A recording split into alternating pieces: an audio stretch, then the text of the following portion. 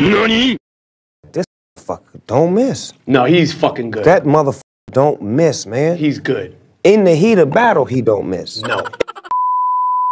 Magandang umaga mga tol. Biyernes Santo, alas 3 na madaling araw. Pauwi pa lang yung mga nag-alay lakad dito sa Landayan. Samantalang kami ng tropa kong si Boyong ay pa-ride out pa lang. Magmamahabang long ride kami ni Boyong ngayong mahal na araw. Magpepenitensya daw kami, sabi ni Boyong. Syempre, todos Los Santos yan mamen dahil ngayon na lang ulit tayo makakapagmahabang long ride. Walang Joe, walang hair. Warm up pa lang pero pumapagpag na si Boyong. Wala na akong ibang no choice kundi sumabay sa pacing niya. Umpisa pa lang mabigat na dalahan kaya ang bilis naming makarating ng Kabuyaw eh. Nasa Kabuyaw pa lang kami pero pakiramdam ko parang maaga akong mag-overheat. At nang makarating na nga kami ng Calamba, mabigat pa rin ang dalahan ni Boyong. Kaya nagpahinga muna kami ng konting sandali dito sa may Turbina. At pagkatapos, larga na ulit. At nandito na nga kami sa Santo Tomas. At babaybayin na namin ang mahabang banayad ng Alaminos. Hanggang makarating na nga kami dito sa may San Pablo. At nagkaroon ng konting aberya. Nadali ng taglamig yung gulong ni Boyong. Nadali ng stapler. Kaya tinodos na namin agad at pinalitan na namin ng interior. At habang pinapalitan ko yung interior ni Boyong, dito na nga kami inabot ng liwanag.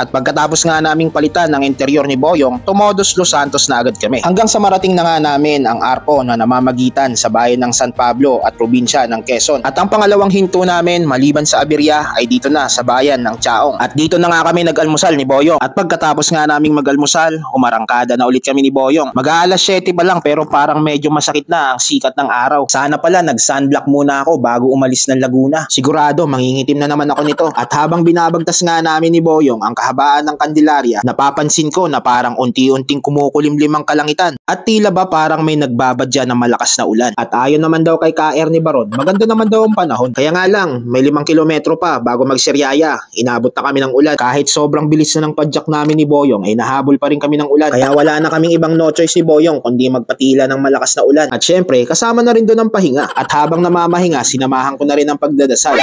NANI? Kilala kong kaliskis mo. Oy. At pagkatapos nga namin magpatila at magdasal, umarangkada na ulit kami. Hanggang makarating na nga kami dito sa bayan ng Sariaya. Masyado pang maaga mga tol pero dito ko naramdaman yung laspag ko. Dito ko naramdaman na parang mag-overheat na ako. Makunat yung kalsada dito mga tol. Mukha lang siyang patag pero makunat. Mas makunat pa sa chicharong bulaklak na hinangin. Pero kay Boyong, baliwala yung kalsada. Yung ahon ginagawang lusong eh. Boyong, anong gamit mong kulan? Bahala ka sa buhay mo. At pagkatapos ko ang baybayin ng makunat na kalsada ng Sariaya, sa wakas narating ko na yung boundary ng Patayabas at Palosena. At dito nga rin pala ako inantay ni Boyong, kaya sabay na kaming lumusong Palosena. Para akong nabunutan ng tinik nung lumusong na. Ayahay na naman si Maninoy. Hindi totoo yan. Hanggang sa marating na nga namin ang pagbilaw. Nako, kung makunat ang kalsada ng Sariaya mga tol, mas makunat ang pagbilaw. Hindi pa namin nararating yung destinasyon namin pero parang magkakaalmoranas na ako men. Bahala ka sa buhay mo. Sa sobrang kunat men, parang kang ngumunguya ng interior. Sinabayan pa ng sobrang init. I can't take this anymore. Will you please repeat it? Oh my goodness. Huwag ka na mag-Ingles.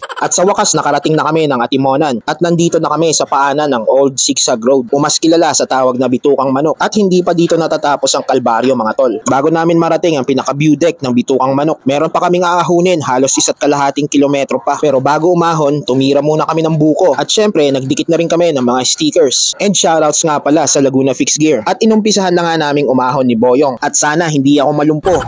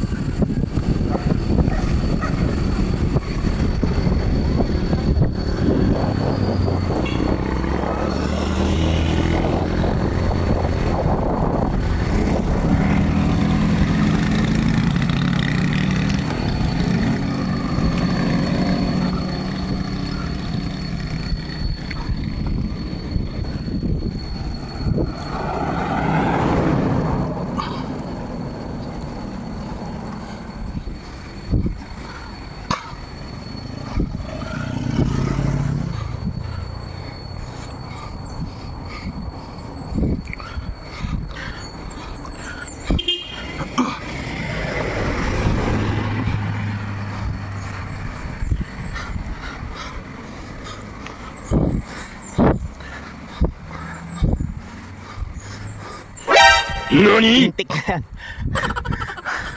Woo!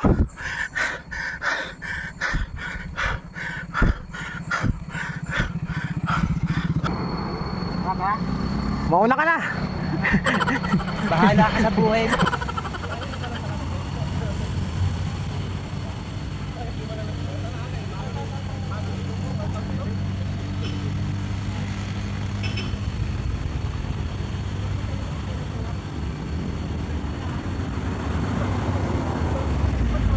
Quality.